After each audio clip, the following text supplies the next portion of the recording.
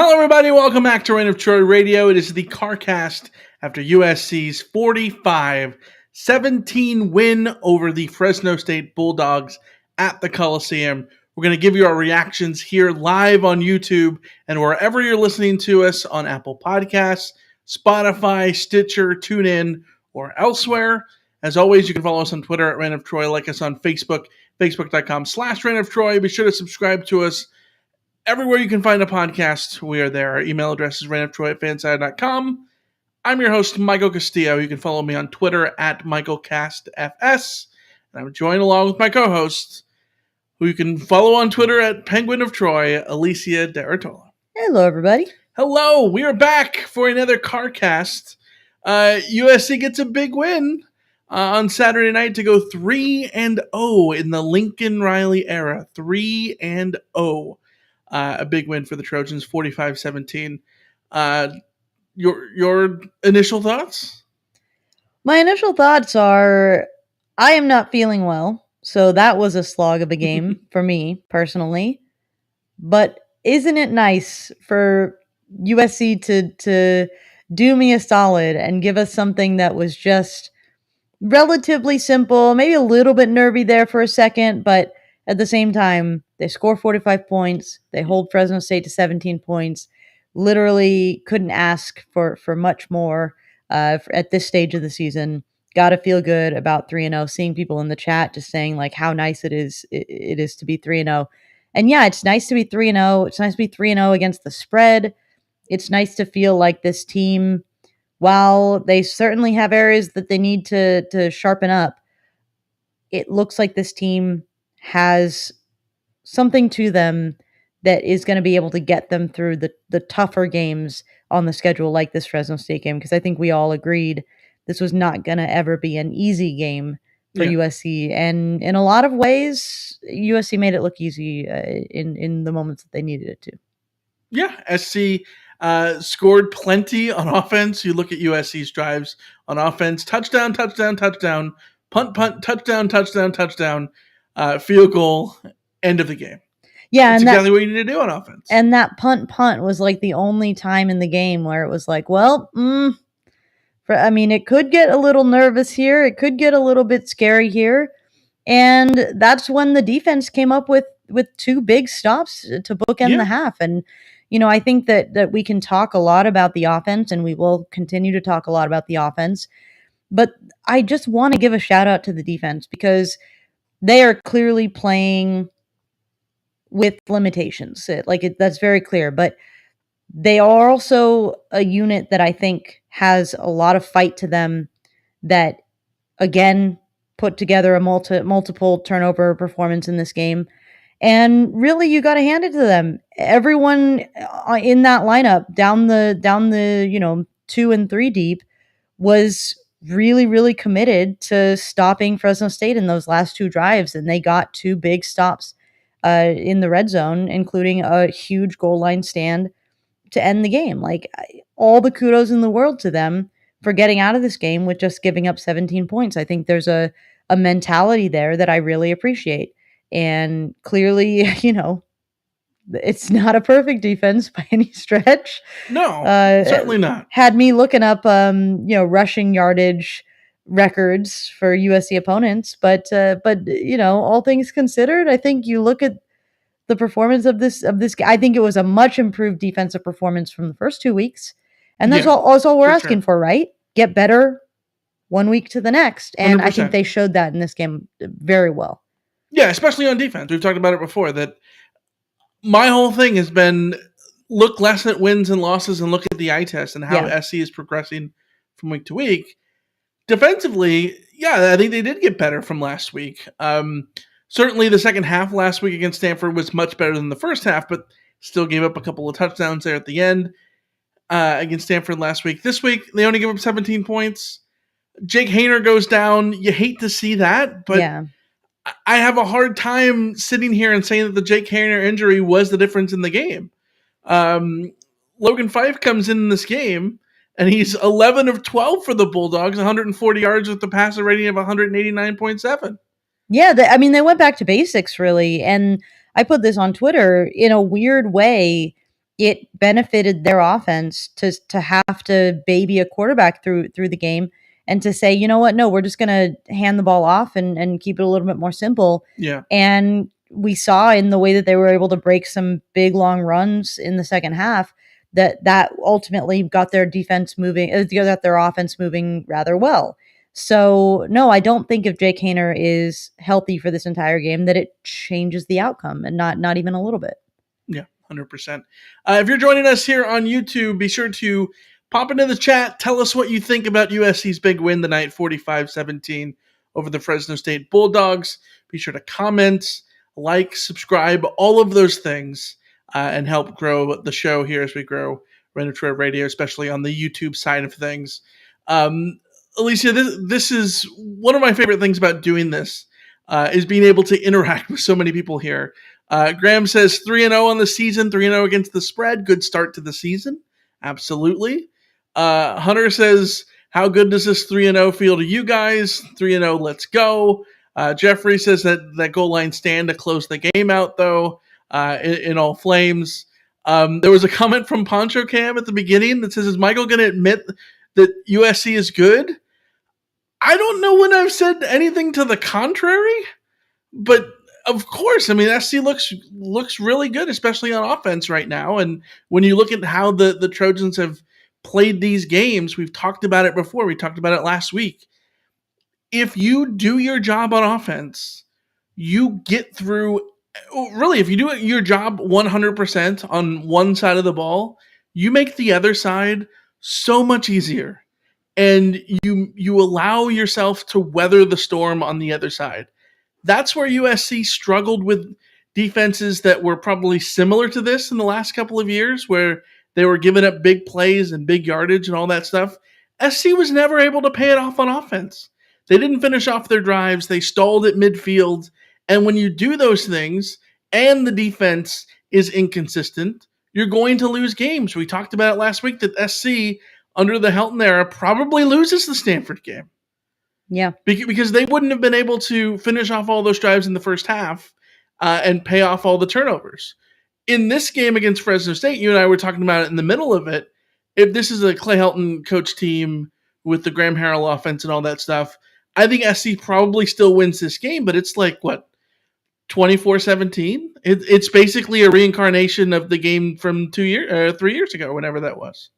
Yeah, and it would have been, that much more nervy at the end, that much more on a nice edge. And this is the really nice thing about having an offense that can score 45 points without being perfect. And they certainly weren't perfect today. And that's the crazy thing, is they weren't perfect again in this game. They had those couple of drives where they just weren't getting things going. It certainly doesn't help that the left tackle situation is what it is, with Cortland Ford being injured and then Bobby Haskins getting injured as well. Having to throw in a guy like Mason Murphy at left tackle is far, far, far from ideal. And I think Fresno State got pressure on the quarterback in a way that they hadn't been able to at different stages in this game. And that clearly impacted the offense. There's no question about that. But in an imperfect offensive performance, to score 45 points is such an improvement over what we've seen over the last few years, that, you can weather the storm if your defense is going to, give up 20 or 30 points to an opposing team. Now, do you want your defense to be giving up 30 points to an opposing team? Absolutely not. Saw a comment from Aaron Folder saying that we're tripping, that our defense is a huge liability. Trash, we give up way too many big plays to everybody. Yeah, the defense is the liability of this team. But this is why all offseason we were shouting about how, this is year one, guys. It's going to be a rebuild. Don't look at it especially on defense. Don't look at it as playoff. Look at it as, what are you a good team? And that's the thing, is asking you the question of, do you think that this USC team is good? I think you and I both agreed going in I picked 10-2. You picked 9-3 for the record. Mm-hmm. That's a good team. Good teams have 10-2 and 9-2, especially in year one of a coaching rebuild. Yes, exactly. I think that as we've said now every week, the offense is way ahead of where we expected them to be at this stage in the season, and the defense is getting better each week. And that is a very, very good position to be in three games into the season with the meat of the schedule coming up. I came into this game feeling very nervous because I thought that Fresno State was going to be able to put up a lot of points on this defense, and they certainly were able to get the yardage that makes you nervous, that's for sure. But I feel much more confident coming out of this game that Oregon State doesn't have to be a loss. Now, is Oregon State going to probably score more than 17? Yes, I would bank on that.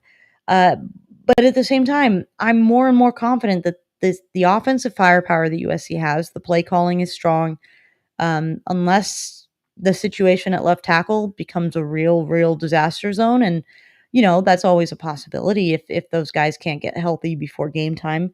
And, Mason Murphy, I thought, was admirable at times in his performance, but like that first play where he got beat, that's what happens when you have a third string left tackle in. So I'd like to see USC figure out some solutions, be proactive on that front going into the Oregon State game. But I'm now looking at Oregon State and thinking, yeah, they might put up points, but how are they going to stop this team? Like, how are they going to stop this offense? Yeah. How are they going to do it?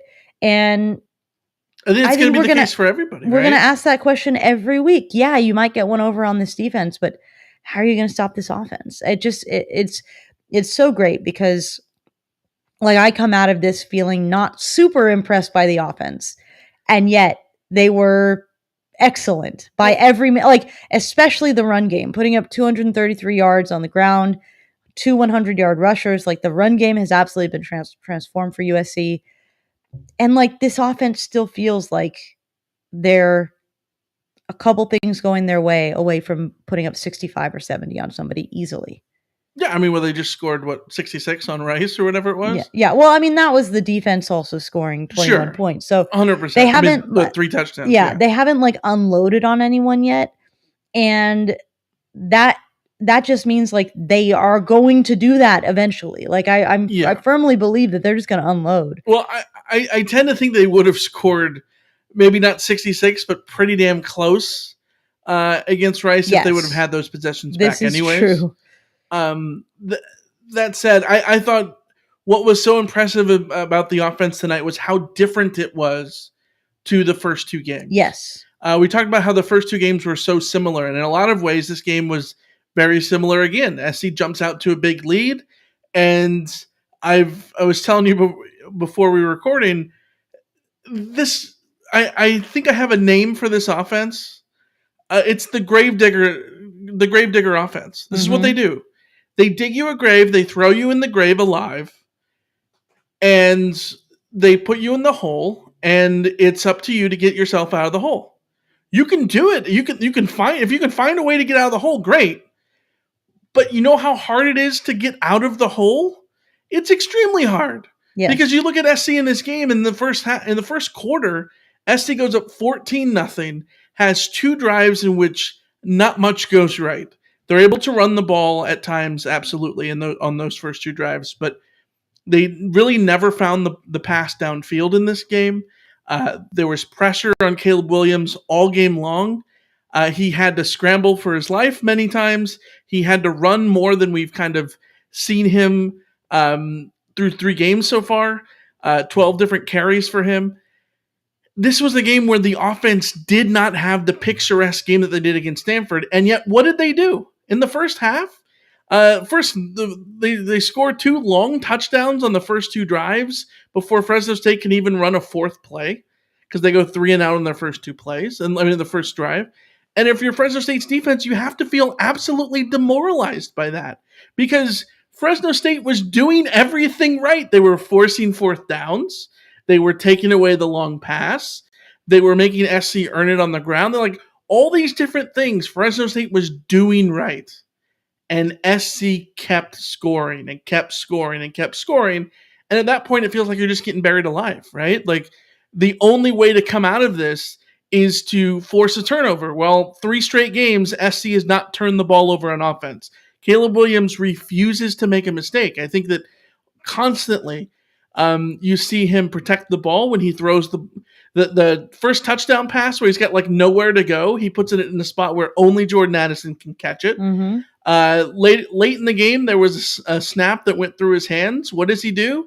He doesn't try to grab the ball Sam Darnold style and turn around and try to make some crazy play out of it. And Darnold was so good at making things happen half the time, but then half the time he would turn the ball over too, right? And what does Caleb Williams do? He just jumps on it, eats the 8 yards, whatever it is, lives to play another day. And I think that cool, calm, and collectedness is so refreshing. It is so refreshing to see SC have control of this game despite things not going perfectly like they did last week in the first half against Stanford on offense, because it's not always going to go perfect. Yeah. And if it doesn't go perfect and you're still able to have your first 3 drives where you run a total of 29 plays and you gain all 100% of your yards and 3 touchdowns, I mean, who's going to stop you? Yeah. Who's going to stop you? And the other thing for Caleb I'd like to point out is it's not like how many times in the last 3 games have I had to say something like, oh, he wants that pass back? None. I can't even think of really one. Like he's missed some throws, but not in the sense that like he's putting him in dangerous spots. He's just there's a couple throws where I maybe haven't agreed with, but like there's nothing where you look at it and say, oh, he's throwing into triple coverage. He's making a decision that he shouldn't have made. Like I told you last week, I said he's playing like people expected Sam Darnold to play after the Rose Bowl and Matt Barkley to play in his senior year, where you put all this newfound responsibility on them and expect them to thrive. Darnold and Barkley regressed. Yeah. Cody Kessler regressed, right? Like those Keaton Slovis regressed over his last 2 years. All those guys regressed. Here's Caleb Williams in year 2 of the system. He only started half the season last year. Yeah. And he's already like taking more steps to be really damn good. And even though his stats weren't like world beater, his rating was a very low 149.9. Wow. Yeah, after putting up like 200 ratings in the but he got the job done. At halftime, I forget who it was, but they were saying like, I think this is one of the better performances in Caleb's career, not because of what he's done, but because of what he hasn't done. And I think I don't know that I would go so far as to say this is like the best performance of his career, but I do think there's something to be said for in a game where he is having the left tackle trouble that he's having, in a game where I agree with Mark Manalo in the chat saying that there were times when his internal clock was way off tonight. I agree. I think there were times when he like I almost would have rather him just say, screw it, I just got to run. I just got to, or there were a couple plays where I thought, especially during those punt sequences when that sack where he got like 8 seconds of protection finally. Protection's going to break down eventually. Like there was a certain point on a couple of those that he just needed to dump it off to Travis Dye and just get the 3 or 4 yards, maybe 4, maybe he breaks a tackle, something like that, and take what's there. I think that if you want to be critical of his decision making, I think those were the areas that it was in. But when you talk about a quarterback and you watch the quarterback play from around the country for this, this week, last week, the week before, if you have a quarterback that can make the plays that he can make with his legs, with his arm and all that kind of stuff, but then doesn't try to force it ever, you're going to be in such a good position, because when things go wrong, the worst thing that's going to happen is you're going to punt. And shout out to Aiden Sleep Dalton, 2 excellent punts, excellent from the punt team. A lot of other special teams things that I didn't like, but the punts got dealt with, and that was great to see. But I did want to get back to your thing about the gravedigger offense. I love that description, and I think that's why I want to give the defense a lot of credit for that first 3 and out, because if you walk into every game saying, okay, defense, if we get the ball to start with, the offense is going to score a touchdown on their opening drive.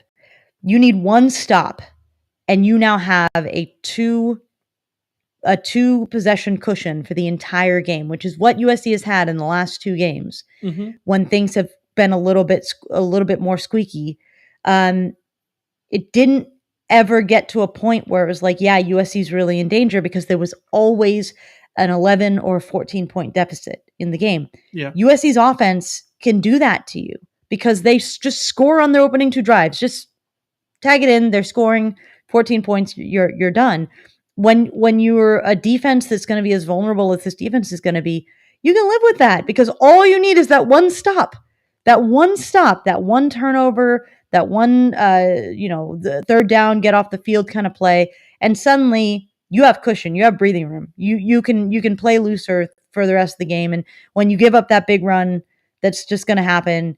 It's not the end of the world. You're not totally demoralized. Where on the other side, like you said, I think that the great thing about this offense is it's, to me, so demoralizing from the other side of it. Like, yeah, because I've watched offenses do what USC's offense does to USC, and it is demoralizing. It is like, get off the damn field. But you just know, like, it's the kind of offense where, a lot of times when you'd watch USC and you'd get in a 4th down situation and you'd just be like, don't go for it, because like that's what they want you to do. Like, or watching an opposing offense against USC's defense going like, man, I hope they don't go for it on 4th down, because like I really don't want them to go for it on 4th down, because I think they can get those 2 yards easily if they just try. Did you ever think they weren't going to get one of those 4th downs? No, in the first half? That's what I thought they were going to get them all. This USC team, it's crazy, that confidence that I think we all can feel, where it's like, yeah, go for it.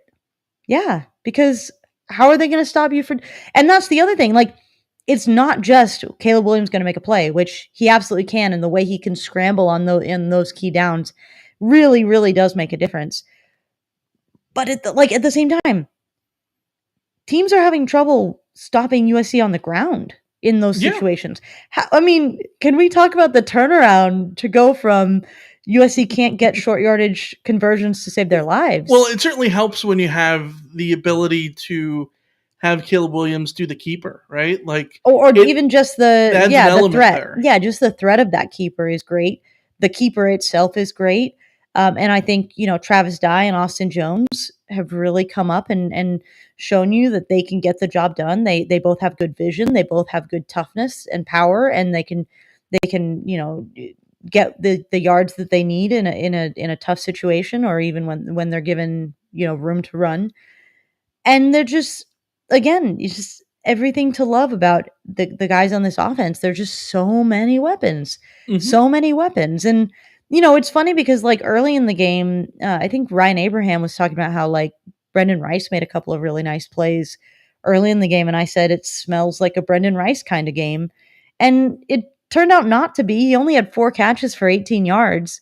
But like, that's the situation that USC is in. Like, they can have a player go out and make 2 really great plays for the offense and then not hear from him again, and it not be a problem, because you've got Jordan Addison making plays, you got Mario Williams making plays, you got freaking Malcolm Epps making plays. Like, it's Taj Washington got a target tonight. Taj Washington, when he got the target, he caught a 21-yard pass, so like, good on him.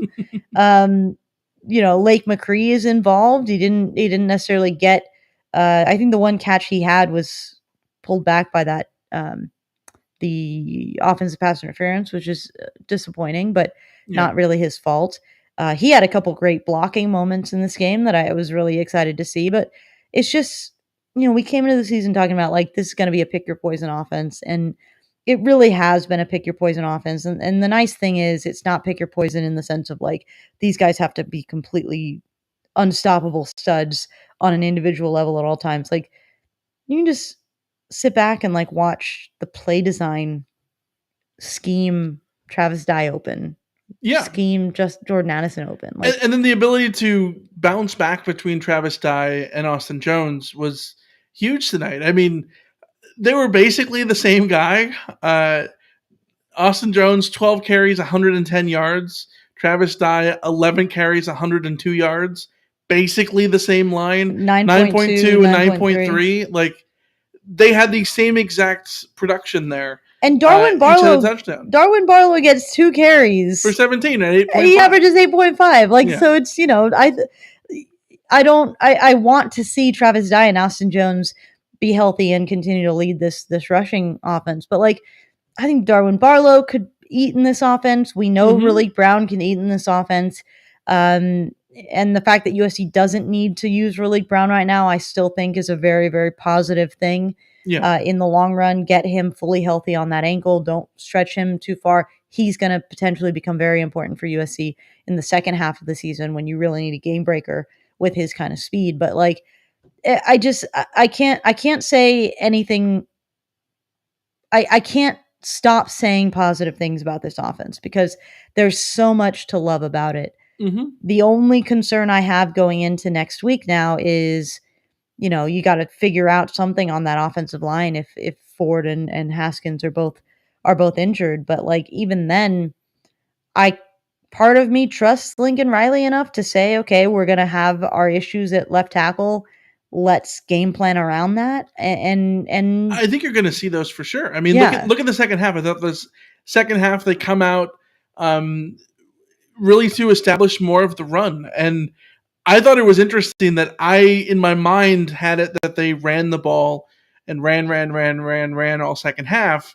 And yet I look at here, and for Austin Jones to only have 12 carries and Travis Knight to only have 11, it felt like so much more than that. But that's because they were picking up so many different yards that they didn't have to, keep handing off the ball 20 million times. Right? They also have a way of getting the running backs involved in the passing game that I think is very effective. They also Travis Knight 3 catches, 36 yards. We also saw a lot of those option keepers from Caleb Williams that faked me out a couple times and faked the defense out a couple times. That are those rushing plays that continue to just keep the pressure on the defense and make it extremely difficult to contend. How do you stop these guys? I don't know. That's going to be the question for Oregon State. It's going to be a question for everybody else to try to come up with. Alicia, let's go to some questions in the chat here. Ross says, any news the extent in terms of the extent of the injuries to Ford or Haskins? Left tackle ranks looking dim. Don't expect Lincoln Riley to talk about this. I didn't see the exact quotes after the game on Twitter. I haven't been following along on Twitter while we've been on here, but don't expect any sort of updates there. This is going to be something that SC is just going to have to deal with, and I think it's going to be something that it's going to be interesting to see how they do that. Is it going to be more about the running game like we saw in the second half? I'm interested to see if that means more screens, more swing passes, more ability to do that, to move the launch point. In the second half, you saw those things a little bit more.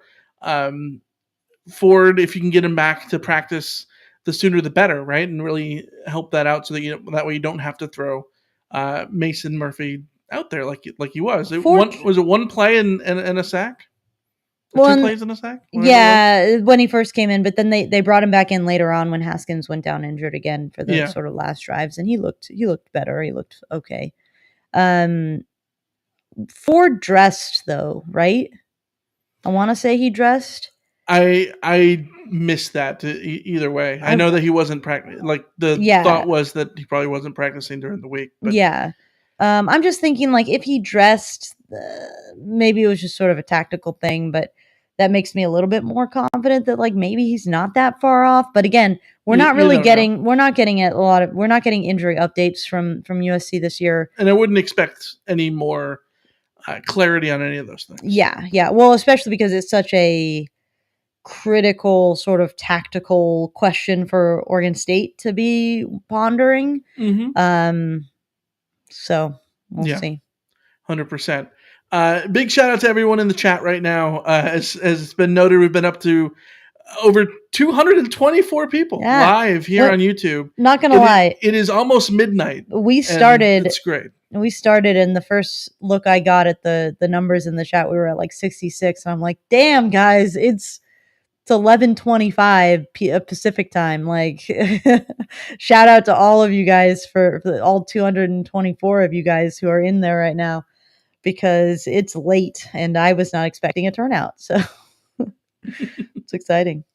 Yeah, 100%. And going back to some of the questions that we've gotten so far in the chat, SJ says, when does SC's offense become discombobulated or why does SC's offense become discombobulated from time to time?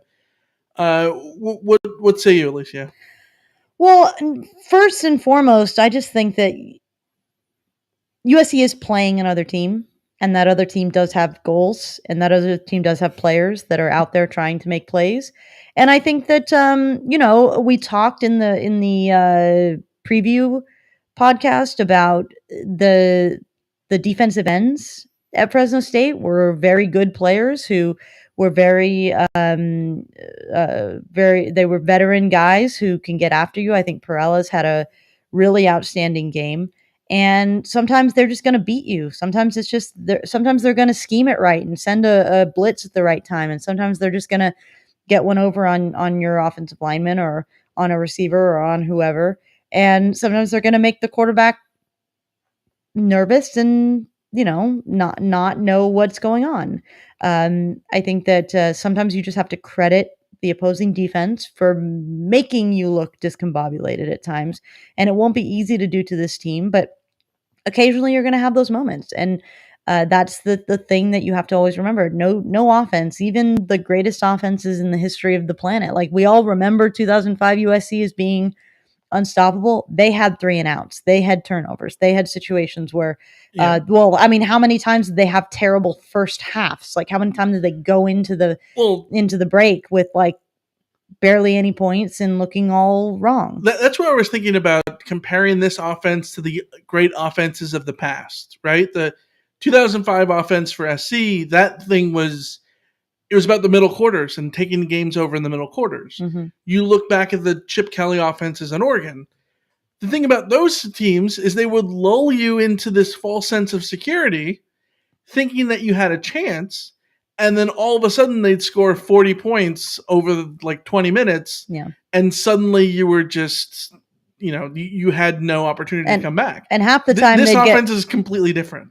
Yeah, half the time they'd get 21 points in like 2 minutes, and then you just sort of look around going like, wait, what happened? Look at the Rose Bowl, the Jameis Winston Rose Bowl, right? Like, that game just completely collapsed on Florida State. Yeah. But no, this offense is completely different. And it's the gravedigger offense, because they're going to dig your grave at the beginning of the game, put you in it, and then just tell you have to climb out. And your only way to climb out is to have a hell of a game on offense and get stops on defense. And you have to do both. And at this point, no team has been able to do both. Stanford last week was able to put together their offensive drives and score 4 touchdowns, but they couldn't get stops on defense until the second half, and even then it was a little bit too late. Mm-hmm. Fresno State, sort of the same thing today. It was Rice, but we saw the same thing in the first half. Rice was able to move the ball in the first half, couldn't do anything after that. Their whole psyche broke once all those pick sixes kind of bunched in the middle portion of the game. So yeah, everything kind of goes that way.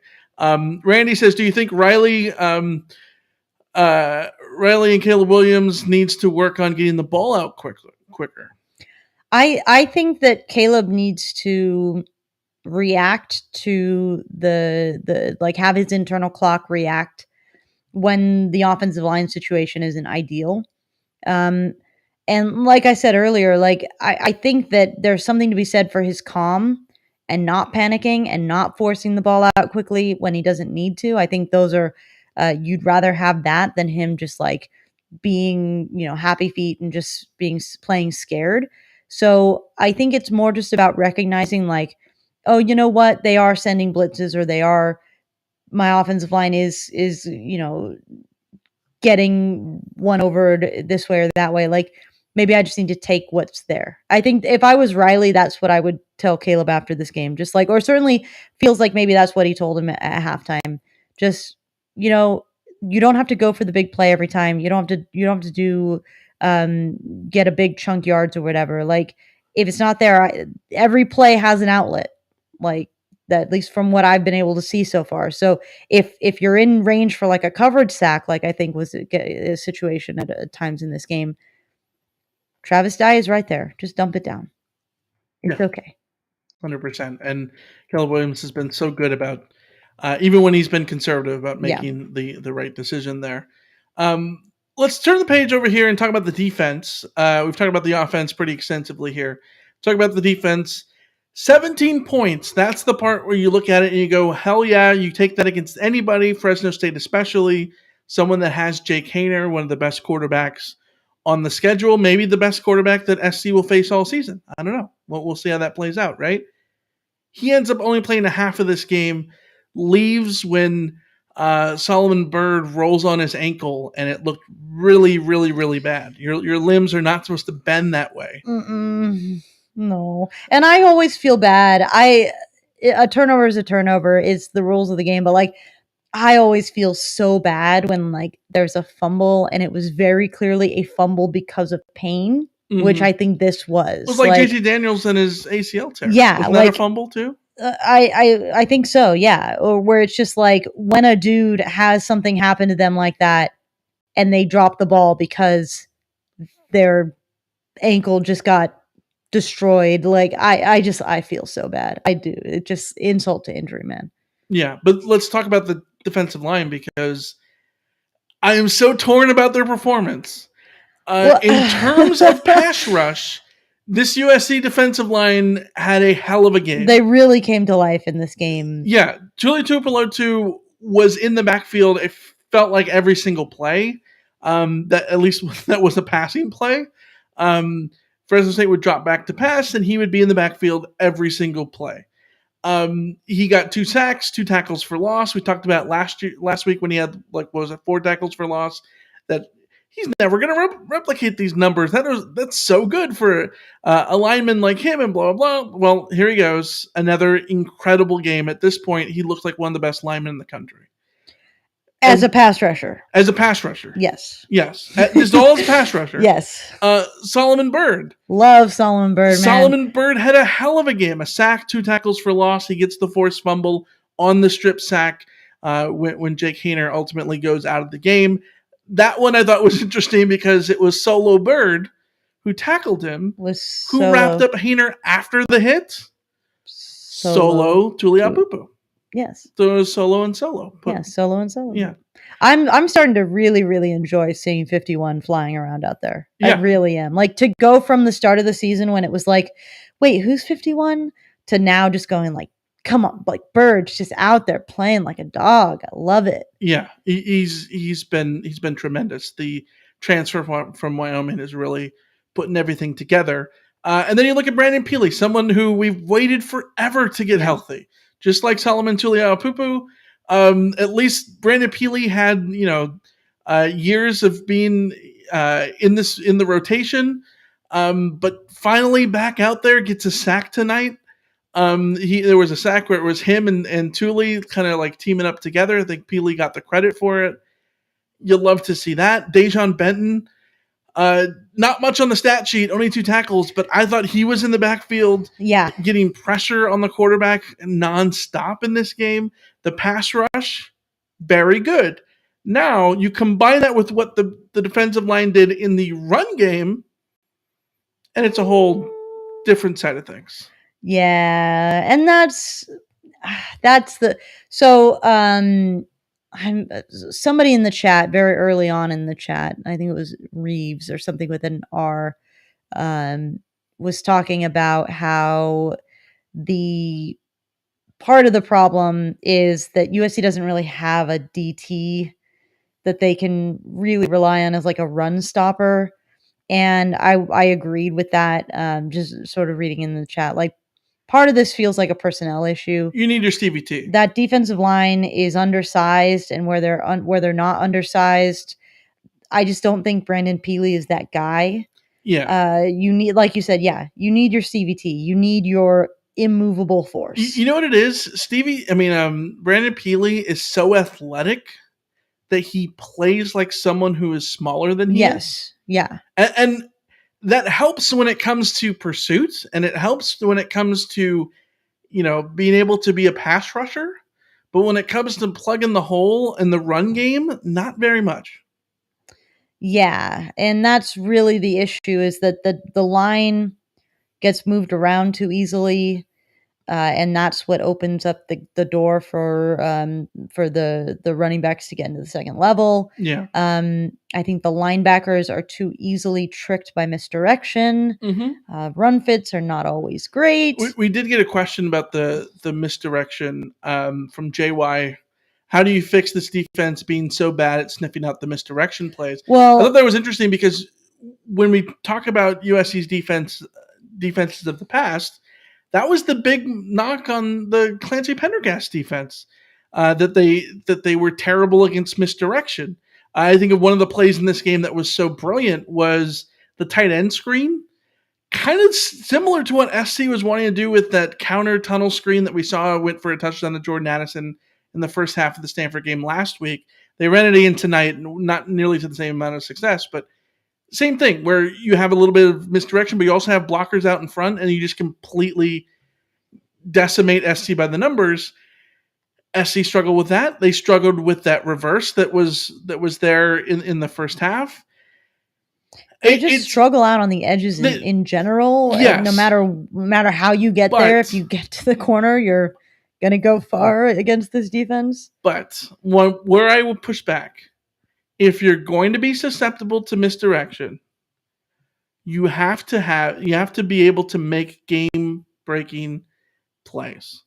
And this is the big caveat about this defense is we can sit here and say how terrible they were against the run.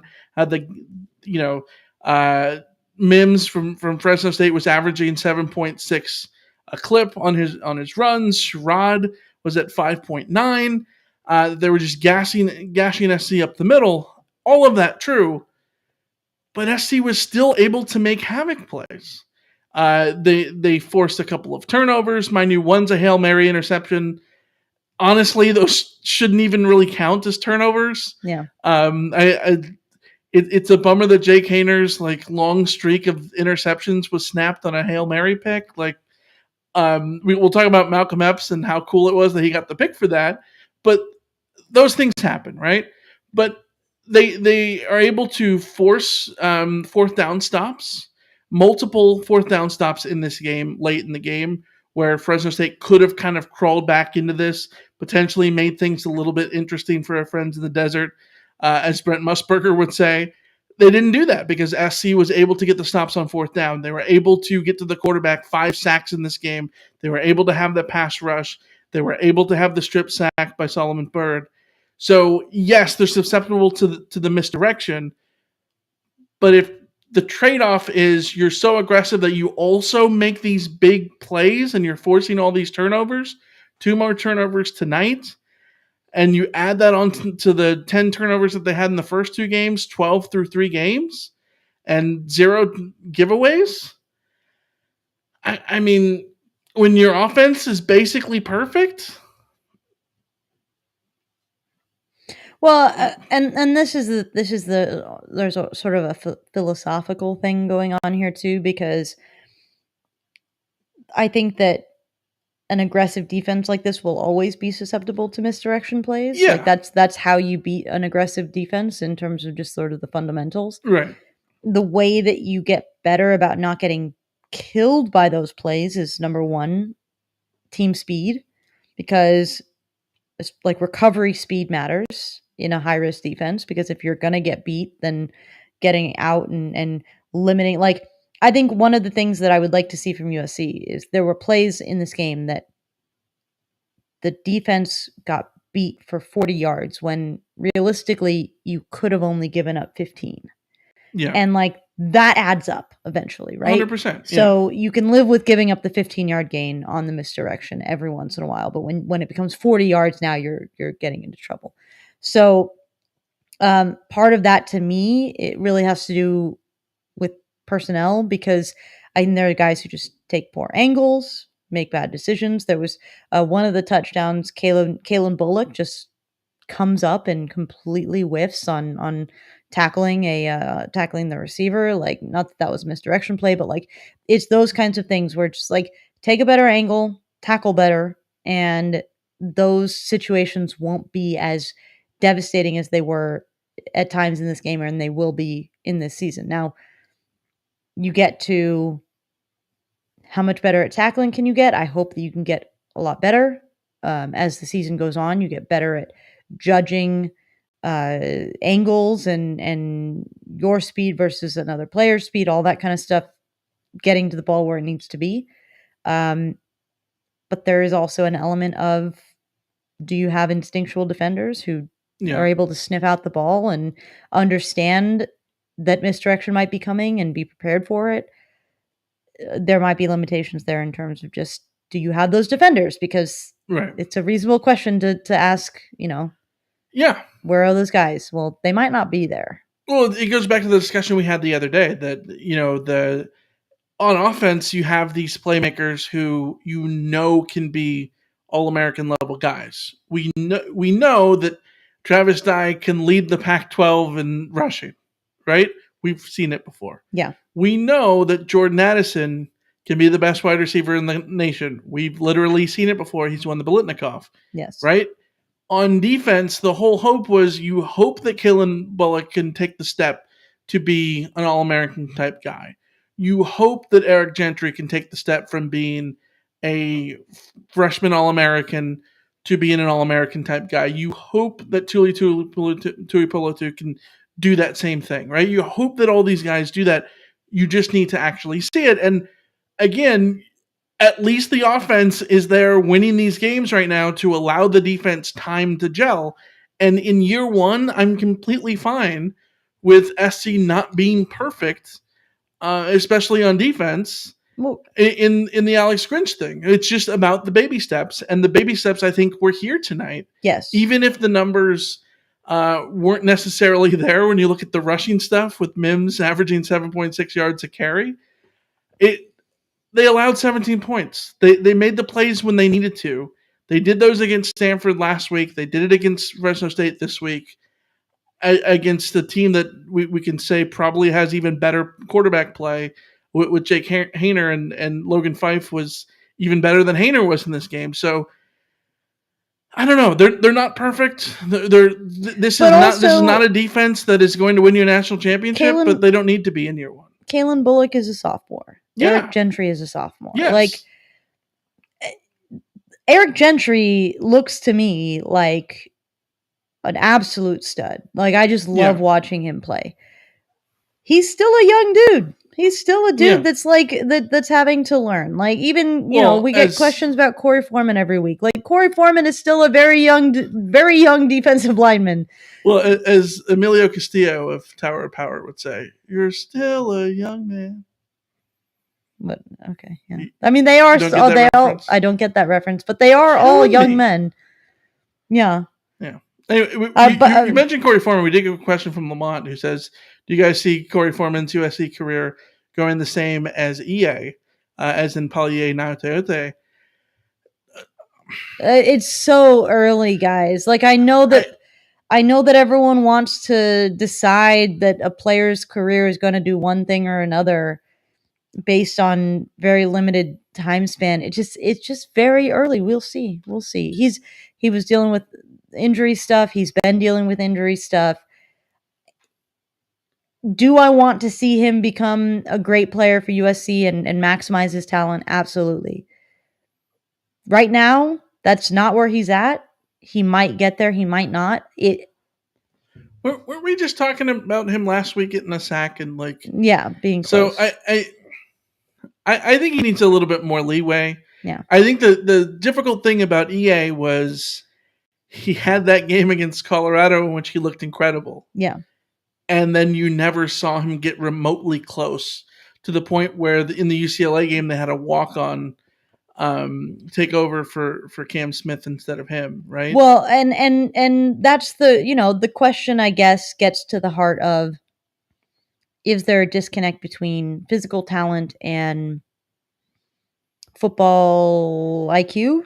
Yeah, and I don't know. I think it's way too early to tell. I think with Naoteote, it was very much he just never progressed within that defense.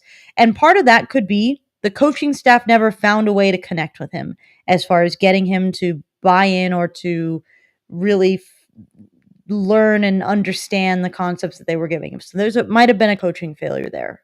Might have been an individual failure there, certainly. Corey Foreman is too young to write off at this point. If he doesn't pan out as anything more than a physical specimen, then that's going to be on him in the end. But you can't write him off at this point from that perspective. It's far too early for him. Yeah, 100%. Lamont also says if Gentry puts on 15 to 20 pounds, how much more of a problem would he be? Yeah, I think ideally you want more on that frame. Can you imagine? Sure. Dude is already like a sight to behold on the football field.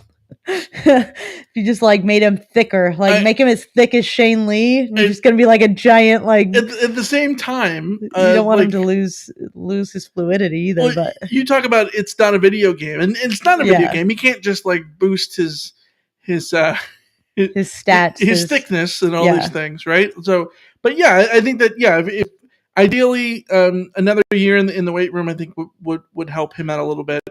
But yeah, you don't want to take away from his agility and his ability to pursue and all those kind of things. 100%. DMG for USC says what needs to happen for the D to be able to look good against some of the high-powered offenses that we will see pretty soon on the schedule. I have a question. What offenses are those? Because high-powered is a. I think can we say Oregon State's offense is better than Fresno State's? I think yes. Yes. But we're still talking like 35-point. Oregon State and Fresno State both have 35-point offenses, which are good offenses, but not exactly like the 45-point offenses that you would say are high-powered. I don't think that there's that the way the schedule plays out this year. There's not many teams that are just uber potent. Oregon State, Utah, UCLA. Those are the offenses that I think you look at and say, on their day, they could really just go to town. Everybody else, I mean, Arizona State just lost to Eastern Washington. The flip side of this is SC has played 3 teams. Yeah.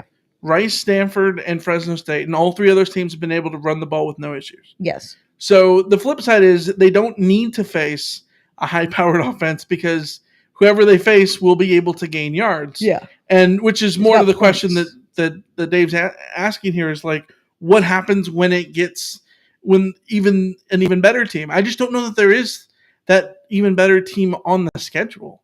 Because, like I said, I think Jake Haener probably is the best quarterback they're going to face all year. I'd give Rising that nod. It's at least close, right? Yeah. Like it's not an obvious thing either way. Utah, we know that has been able to have a high-powered offense, but like, is their offense the one that's going to keep you up at night all week? No. Yeah. Mind you, that's also been the problem of why they sneak up on people. So yeah, I think that. The problem needs to be that you end up ensuring that you continue to make the big plays when you need them. You make the 4th down stops. You force the turnovers. You get tight in the red zone. All of those things.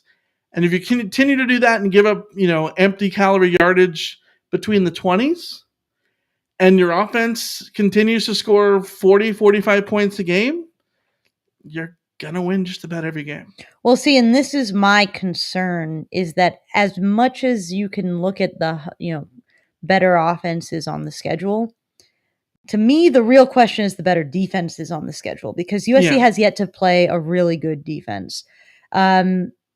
Utah, now that's the other question, is where are the really good defenses on the schedule? I don't know that there are many, but the first defense that can figure out how to hold USC to 35 points is going to be the first team that's going to have a chance of beating this USC team. Right. So it's less to me about like how high powered. You don't need to be a high powered offense to beat this team, because realistically, if your plan is to be in a shootout with this team, you've already lost. Sure. Like the chance of anyone on USC's schedule being able to keep up with Caleb Williams and these guys is very low. The question is, can you hold USC to 35 points and put up 35 yourself? You know what the game plan is to beat SC right now? Is to do what Stanford did except don't turn the ball over in the red zone. Mm-hmm. And hope that you get like 1 or 2 more stops defensively, and then you win the game. Yeah. Which is essentially try to beat SC in the 30s. You want to score 35 points and hold them to under 35 points. It's just that like especially getting both of those things to work out. Getting both of those things to work out in the same game, I think, is going to be difficult. Yeah. And on top of that, getting SC to score fewer than 41 points like they did last week against Stanford, I think is going to be difficult, especially in a game like tonight, like we talked about, where the offense wasn't perfect for most of it. And they were still able to score 45 points. Yeah. And nearly score on every single one of their drives. Only had 2 punts in the middle of the game. Yeah. More questions here. Damon says, didn't Grinch have this issue at OU also? And if so, then a lot of the defensive problems may be coaching. Time will tell.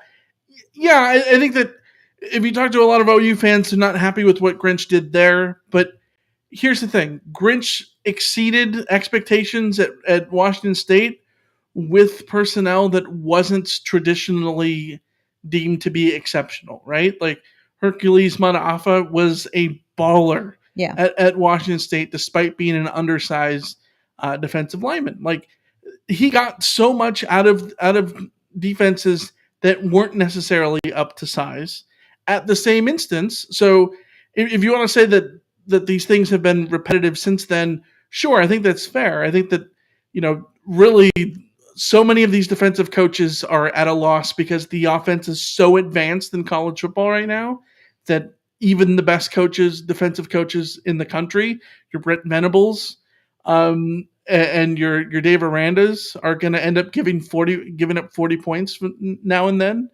But at the same point, it's so early to say that about Alex Grinch when he didn't recruit these guys. We have yet to really see him at any school have 3-4 years to put together his dudes and recruit them all and see how it all goes. Yeah.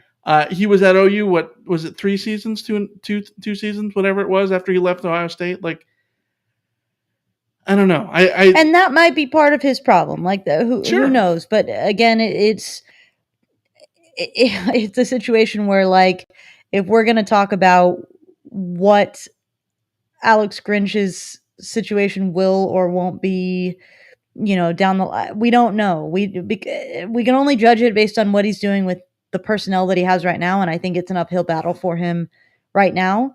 So let's see what he does. Yeah, for sure. Josh says, do you think that this team comes away from this game having learned what maturation is, since they had a team who tried to punch back? I think every game, I think Stanford tried to punch back too. I think, especially towards the end of the second half. Yeah, I think every game is a learning experience for the team, or it should be, absolutely. I think the defense gets to really, I think Grinch gets to come out of this, and Lincoln, looking at his defense as well, gets to come out of this really saying, like, see, this is how you respond. That is that is what you do. Even though it's late in the game, even though it doesn't matter, you get that goal line stop, because being able to do that, then you could do it in a more critical situation later. Like, that's really important. That's a really good learning lesson for this team. Bird on YouTube says, I don't think we're in the same league as Georgia or Ohio State. We might be a dark horse to beat one of those teams in a playoff, but we need a more respectable D. I don't think anybody is in that league. Georgia, Ohio State look to be in a league of their own.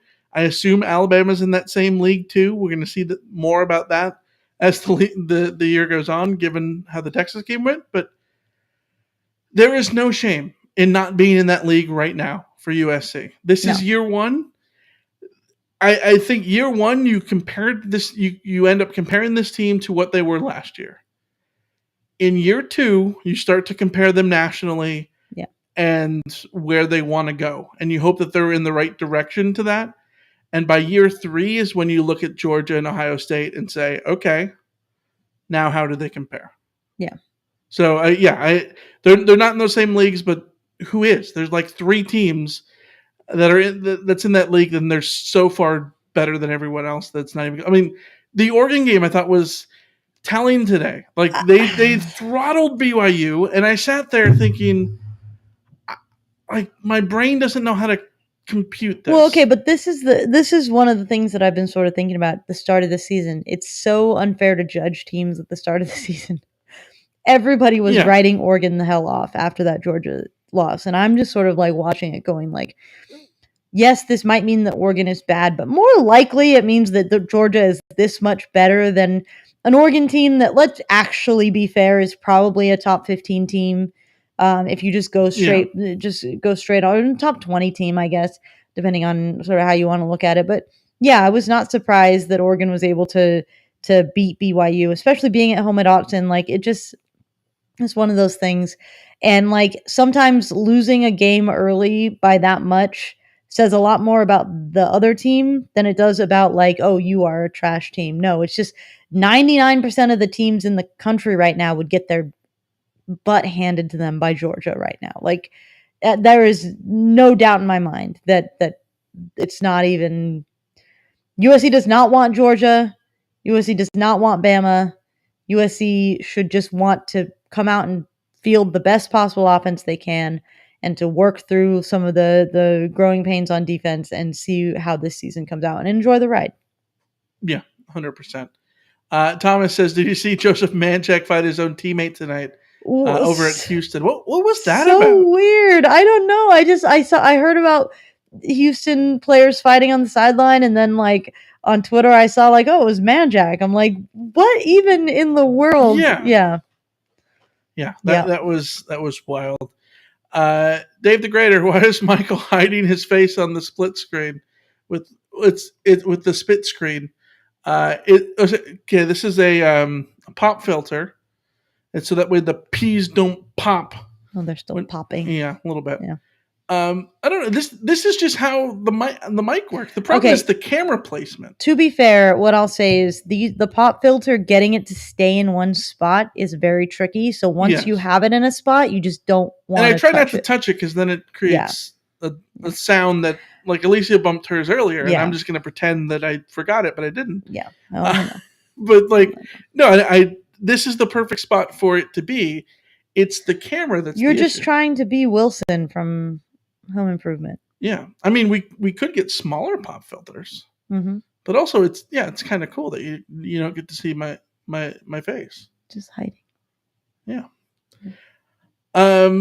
Dave the Lesser says, what sort of crystal ball do you have to set those over-unders to be so spot on? So, like, annoyingly spot on a couple of these today. I don't want to get into them totally because I want you guys to come back for the Fallout episode on Monday. But, yes, the rushing one was within a yard.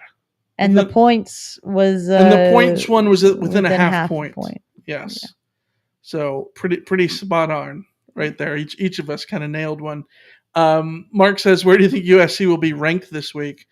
Well, they're ranked 7th now. I don't think anyone ahead of them lost, right? No one ahead of them lost, and no one had a nervous enough game to justify or to expect USC to jump anybody. Yeah, I think the teams that you would think could drop are behind them. Yeah. So I think they'll still. You would have needed Oklahoma to really struggle with Nebraska, and they ended up blowing them out, and people are giving them a lot of credit for that. So you also would have needed Clemson to be absolutely in trouble against the Sisters of the Poor, whoever they were playing. They didn't.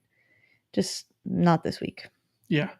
Hokey P. Alicia, can we take a second to thank Carol Folt for hiring Mike Bone and Brandon Sosna? Absolutely. Thank you, Carol Folt, for hiring Mike Bone, and thank you, Mike Bone, for hiring Brandon Sosna. I haven't looked at her mentions. Are her mentions still toxic? They might be toxic with Oklahoma fans. You never know. That's where all the toxicity is coming from. But yeah, the cascade of hires. This is what happens when you make good hires with people who know what job it is that they're doing the job that they are hired to do. Yeah, for sure. Yeah. Randy says, were the problems with gap assignments more on the D line or the linebackers? Both. ¿Por qué no los dos? I don't know. We'd have to like watch the game back closely. Yeah, I don't pretend to know so much about X's and O's to be able to pin down the exact specificity of those things. What I would recommend is listening to the Victory podcast with our friend Keelior and her co-host Dion Bailey. Who will have better insight in that, insight on those exact specifics. But I thought the linebackers at times were solid. One of the plays that steps out to me was Gentry shutting down a third down on in the end of the second quarter. That was a little flip run, and the whole defense goes laterally and just stands there right at the first down marker. Everyone just sets the edge. No one lets him get by. I thought that was a nifty little play there. But yeah, I think you can have gripes about both the line and the linebackers there. Ito says Grinch is living off the success with Washington State. If he can't turn around by next season, Riley needs to let him go and bring in a new DC that we can prepare for the Big Ten conference move. I think it's been 3 games, 180 minutes of football. I don't disagree that Grinch's claim to fame is the Washington State years. Sure, I get it. But also there's a reason that he got hired at 3 blue bloods since then. I also just default back to making changes can be counterproductive.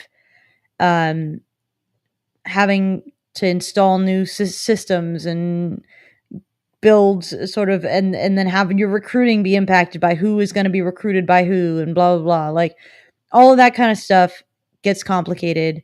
I would agree that I think eventually Lincoln Riley needs to figure out what he needs from a DC, but I would also caution about, okay, so you fire Alex French. Well, who are you hiring? Because Dave Aranda's not available anymore. And unless you're telling me you're getting Dave Aranda, then I think that making a change this early could end up biting you in the butt. Yeah, 100%. Joe says, is it me or should we not be too worried about Oregon State next week? Corvallis on the road is always tough, but against the same opponent in Fresno State, we looked much better, especially on offense. I think that comparing the 2 games is probably a little bit difficult just because the transitive property doesn't always work on a football field. It really doesn't. I think that going to Corvallis is a huge test for USC, a much bigger test than going to Stanford. Like I said earlier in this Carcast, though, I am less worried now than I was before this Fresno State game. But I also think that Oregon State could threaten USC for exactly the same, if not better, reasons than Fresno State had me worrying coming into this game. Particularly because I think it's just easier for things to work out in your favor when you're playing at home. I'm very nervous about road trips. Listen, I completely disagree. The transitive property is never wrong. Yep. Case in point, last year, if you all remember, SC beat Washington State beat ASU beat UCLA beat LSU, LSU beat Texas A&M. Texas A&M beat Bama. Yes. So SC beats Bama last year. Duh. So, I think that the Oregon State thing next week is Oregon State it was last year, I know. But Oregon State was probably the team that kicked SC's ass the most last year. Oregon State and Utah, those 2 teams. And you go to Corvallis. Corvallis is scary. But they're also these are the games that good teams lose. When you look in the pantheon of all the good teams, when do they lose? They lose tough games on the road against ranked teams. In conference against ranked teams. Yeah. Those are just the ones that they lose. That's not to say that SC shouldn't be favored. They're going to be favored. They're probably going to be favored by 13 points or something like that. They're going to be favored and they should win. And I think that if everything goes to plan, SC ends up winning another game 45-25 or something like that. Yeah. But Yeah, but if you're going to lose, it's going to be, and more often than not, it's going to end up being a game like that. And I think that's one of the reasons why you can have concern in that sense. Damon says, I don't understand why SC got amazing offensive players with the portal, but didn't really load up on defensive talent. I think one of the things is they had access to Caleb Williams and Mario Williams because of the history that Lincoln Riley had. Well, and even Jordan Addison. Jordan Addison doesn't come to USC if Caleb Williams isn't at USC. There was sort of a cascade of, and of course you want to play for Lincoln Riley if you're an offensive player. I think also there were less game-changing defenders in the portal in the first place, the way that there were on offense. And yeah, you sort of got to prove yourself a little bit more. There's got to be something driving players to you. Yeah, for sure. Damon also popped in with Pete Carroll's Achilles heel was Corvallis. Yes. 100% was. But why was Pete's Achilles heel Corvallis? Well, partly it was Mike Riley being a good coach at Oregon State. Partly it was also that road trip is difficult. It's difficult making a road trip of that length, usually playing at night, usually playing in front of a raucous crowd. Like, those road trips are difficult. Yeah. It happens for sure. A couple other questions before we wrap this thing up, because it's very late. 12:30 here on the West Coast. Still 257 people in the chat. I can't believe it. You guys are insane and awesome, and we have so much appreciation to everyone joining us here. When we started to do the live video, I had been reluctant to do video stuff like in general, because when we record, so many times we record and it goes like this. Hello everybody, welcome back to Random Trove Radio. Shoot, hold on, let's redo it. Welcome everybody, and then we'd have to do things over and over again. How many times would we stumble over words? Would we stumble reading someone's question? Or I would hit the mic or you hit the mic and we got to start over. Or we forget to mute the whatever it is. Or you're saying something and you're like, no, I don't like that. Let me restart over. I'm saying something and I don't like that. I want to restart over. Being able to do live video was scary as hell. Yeah. Because we lose so much control over those things. And sometimes you're just, and one of the things about doing live now is like, sometimes we might just say something stupid that we just don't have the ability to just immediately erase, right? Yeah. Like if you're live, that's going to be something that's going to be the case. But it's been so much fun doing this. I'm surprised we haven't had a lot of issues where we've needed to wish that we could cut or anything like that. We've only had one night of technical difficulties, really, at least. And then, you guys and all of your support, all the rot bots, everybody in the chat, all of you, it's been great. And for me, at least, it's been a grind doing this podcast. I love doing this podcast now. It's been 10 years. This is my 11th season doing this podcast. At the same time, I kind of thought it had got to the point where it had gotten stale. Yeah. And adding this element has completely revigorized things. Revigorized? Is that a word? Reinvigorated. Sure. Reinvigorated is definitely a word. Reinvigorized is definitely not a word. Yeah. Yeah. Anyways, question from Vets Hangout. Why do you two have the same furniture? Because we're literally in the same room. Yep. We might be. Oop, there I am. Oh, yeah. There's her hand on my webcam. Yeah. Yep. Yeah. Literally in the same room. Yeah. Chad says, did any of you see what Washington did to Michigan State? Yeah. Washington looked incredible, especially in the first half. My dude, Kalen DeBoer. Don't sleep on the Huskies. Michael Penix looked great. Mm-hmm. Yeah, he looked absolutely great. I'm left-handed. I'm really ambidextrous, but I'm left-handed in a lot of ways, and I like left-handed quarterbacks. At the same time, Michael Penix, not the most beautiful delivery, and yet he throws a perfect ball, and I don't know how. Yeah, it's not. It doesn't have to be pretty. It's the ends justify the means, man. Yeah, it's like Sean Merritt. No. What's the Ball brother? The oldest Ball brother? Lonzo Ball. Yeah. Horrifically ugly 3-point shot. Yeah. Somehow he's good at it. What can you do? Michael Penix, not the greatest looking throw, but man, the dude can throw some dimes. So we'll see more of him. Or SC will not see him this year. Really quick scoreboard up there before we wrap this up. UCLA barely beating South Alabama by a point. Needed a field goal at the end. Cal nearly got the Hail Mary in South Bend, losing 24-17. They lost by 7 thanks to a phantom offsides call, by the way. I'm annoyed. Those kind of things tend to happen in South Bend. Yep.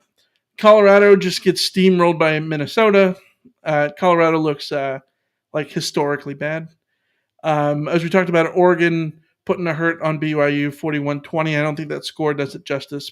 Oregon really throttled them pretty bad. And then Washington State 38-7 over Colorado State. At what point do we start to talk about an undefeated Washington State 3-0? Yeah. First time since 1915 that both Washington State and Oregon State are both undefeated. They got it going. Yeah. And then, Washington beats Michigan State. Oregon State beats Montana State, a good FCS team, by 40. Utah beats San Diego State 35-7, takes care of business there. Arizona outlasts North Dakota State 31-28. I think good FCS team. That's a good win for Arizona. Yes. I know it's an FCS team, but but that's a championship winning. They're like FCS a dynasty. Team. Yeah, that's a feel good win for the Wildcats. And then there's ASU. I would say it's a fireable offense for Herm Edwards, but how many of those has he already had? So yeah. All right. Last question comes from our buddy Dave. Dave S. Will the Rave Line Rant Line be operational soon? I love hearing the montage of the calls. Here's the thing, fellas. I wish it was operational. We have 2 issues. One, we have a technical issue with the phone stuff. So that we need to get figured out. But number 2, we have a completely separate audio technical issue with the phone where our soundboard is not functional at the moment. And we need the Rave line the soundboard to be functional in order to play calls on here.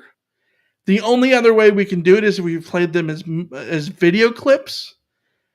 We don't have the time, effort, all those things to be able to put them into video clips. So at this point, the Rave Rant Line is dormant. I miss it. I miss hearing you guys. But I would encourage people to write in emails, rantoftroy@fanside.com. We can read emails and we can read YouTube comments all day long. So it's a bummer, but that's where we are right now. Anyways, let's wrap this thing up. It's 12:40. There's still 240 people on, but thank you guys for tuning in to the Carcast. We will see you on Monday to have the Fresno State Fallout episode. Alicia, you got any final words before we end the stream? I don't know. No, I don't. No, it's 2:40. I don't. 12:40. 12:40. Are you on Central Time? I'm on Central Time, apparently. Hey, my work schedule is all on Central Time, so I am constantly having to convert times in my head. So, yeah. All right. All right, everybody. Thanks for joining us. We will see you on Monday night here on the YouTubes or wherever you listen to us in the world beyond that. So until then, see ya. See ya.